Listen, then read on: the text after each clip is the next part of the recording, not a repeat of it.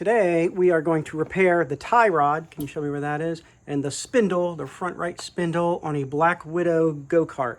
Can you tell me why we're replacing those? What happened? I bumped the go-kart into a tree. So it was just an accident, but he took a corner kind of sharp and just caught a tree there, and so it bent right here, but we didn't have any frame damage, so at least it's just two quick parts. For this project, you're going to need a 19mm socket to get the front wheels off. You'll also need a 17 and a 12 to get the rest of the suspension off the front wheel. For the back wheels, you're going to need a 24mm socket. This happens to be 1/2 inch just because they get pretty big. You're going to take out 1,000,000 cotter pins, so you're going to need to replace them. You could try to salvage the ones you take out, but it's just not worth it. To get those out, you'll need a pair of needle nose pliers. To get the suspension off, you'll need a pair of wrenches and, of course, maybe some penetrating oil. Some of the tires are a little bit difficult to pull off the spindle, so a hammer and a block can be a little bit helpful too. But that's just about it. As for the new tires, we really wanted larger back tires to increase the clearance. I found a really helpful Amazon review, and I'll provide the link in the details below. We got our parts from Go-Kart Warehouse.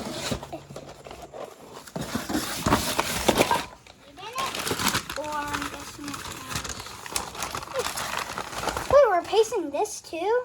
Well, that's the tie rod. I thought this is the tie rod. Well, it's all, see? Pull that boot back, the rubber thing. See? Wait, why does it smush up? This is just how it's built. So before we put the parts on, we got to get the go-kart off the floor. So how do we do that? Do you know? With the floor jack? Yes. All right. So over here. So you got to stick this thing right in here, and then you kind of like turn it to lock it in. Good. And then just go pump, pump, pump. There you go. Is that the part that goes up? Yep. So we got to stick that under the go-kart. Well, this jack works really well. I mean, I'm not saying like it's easy to pump, but it pumps really easily. So once you get it off the ground, what are you going to do? Wait, I have to get it off high enough for those to get under. What are you going to put under it? That? What? Okay. These. All right. Even though I don't know what they're called. They're called jack stands. How do I have to get this All right, off? so now I put this handle on the little screw there, and then you turn it to your left. There you go. And look, see how that went down? Now it's sitting on the thing. So we just got to do it on that other side. Slide that other jack stand under. Like right there? Yeah, a little closer to the wheel. Right under the tube. Yep. All right, and then pull that out and see if you can let it down this time.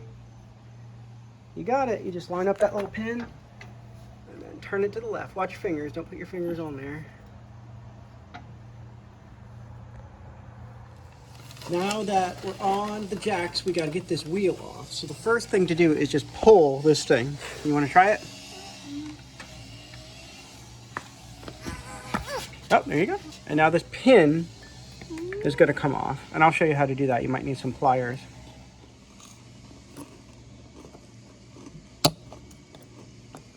Now that we've got that cotter pin out, this is a 19mm bit. And so we're going to put this here and get that castle nut off there, okay? Why is it called a castle nut? Well, what does it look like? It doesn't really look like a castle, because like those should have been like way shorter if it would look like a castle. So when you get it on there, it's going to turn to the left. That way is the ratchet part. That doesn't do anything. You have to hold it and then you turn it this way, like to the left. There you go. And you can go like this, but you have to kind of hold it. Now we're taking off the wheel. How do you do that? Just pull. Oh, there you go. See? Now that we have the wheel off, we've got 1, 2, 3 more nuts to take off. And you got to take the cotter pins out, okay? All right, now let's take these off. We got all the bolts off and we've diagrammed them out. So let's take this off for me. That's one.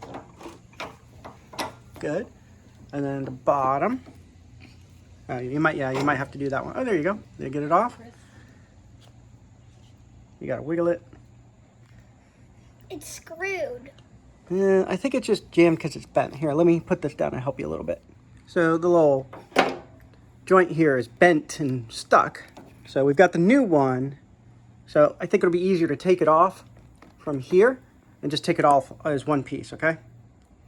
This one's a little awkward because we have two giant wrenches, but you're gonna push from the bottom. So grab this wrench and push this way. Push towards me. Push, push, push. There it goes. All right. And then we gotta reset the wrenches. We finally made it. Yep, just turn, turn, turn. That's it. So got the whole thing off. What do you think? All right. Now we gotta put... Now we gotta get this off. No. We just have to put this on. We're gonna put the new tie rod on first. Like this? Yep, and then turn, turn, turn. Just hand tighten. There you go. All right, let's put this thing here. Do you remember how it goes? I don't know. Does it go this way or does it go this way? Like that. So this, remember this part and this part were together? There you go. Yep.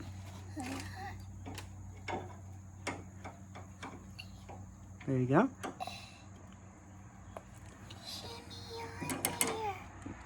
And then this thing. Just to hold that on. Those nuts we took off, all this stuff. That doesn't work. We're just gonna have to jiggle it in a little bit. Now, I need you to put all the nuts back on. See how we've got it drawn out? So can you try to find the right ones? And just put them on with your hand. You don't have to tighten them on. No, look at the picture. But that one was right there. That is this.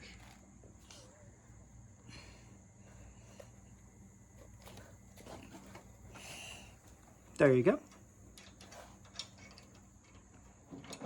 All right, next part. Or next nut, rather. Which one should I do next? Whichever one.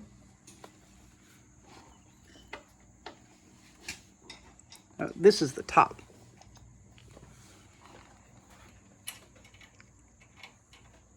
That's upside down. Your nut is upside down.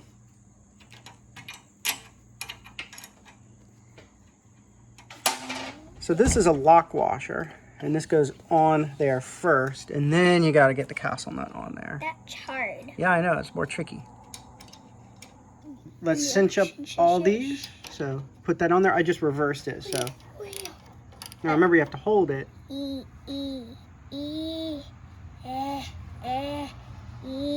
There you go. E. Turn the steering wheel.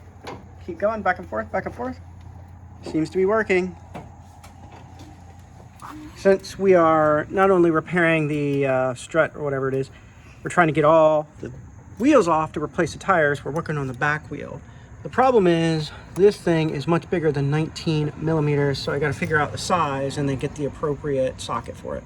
We got the cotter pin out, and I guess somewhat lucky is this thing is loose, so I can take it off with my hand. We'll take it to the local hardware store and get it figured out what size I need.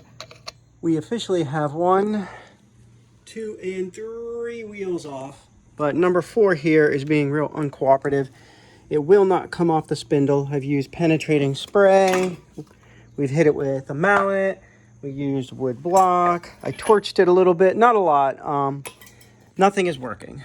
Fortunately, we could take this off, and that'll give me an easier way to access it. I can flip it upside down and hit this with a mallet.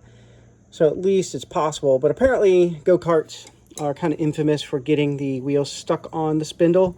So it's not totally unheard of, but it's definitely slowing us down. The biggest trick is I'm gonna have to get this castle nut off, and it's real tight. There's not a lot of clearance here, so it's gonna be a little bit of fiddling. I think we're getting lucky and it's coming off pretty easily. Got the whole thing off. So let's bang it through the hub here. By using this little wooden block, putting it there and hitting it down, I can't demonstrate. I was able to knock the axle through, and there we go. Wow! Wait, where am I rolling this to? It's right there. Look at that beast. That's Does a it lot matter bigger. which back one goes on which side? No, not before we can put the new tire on with the new piece of suspension here.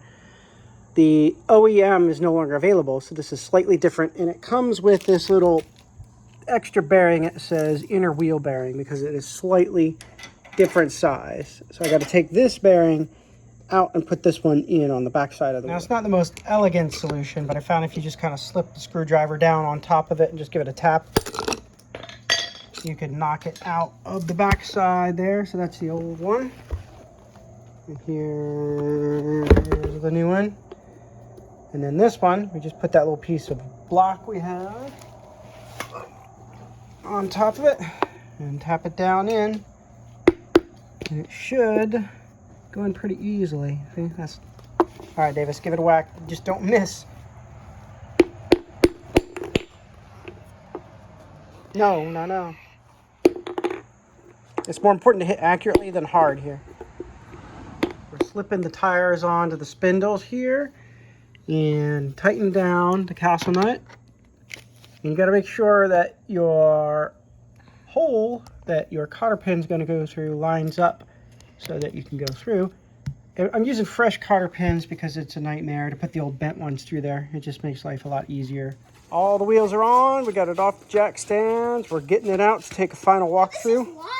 Outside of actually needing to replace the bent part, a big part of this project is to make the clearance here taller. And so we have an inch more than we did.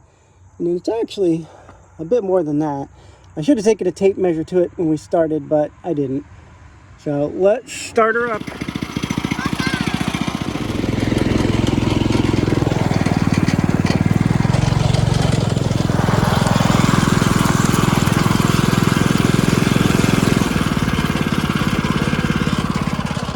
Go for it.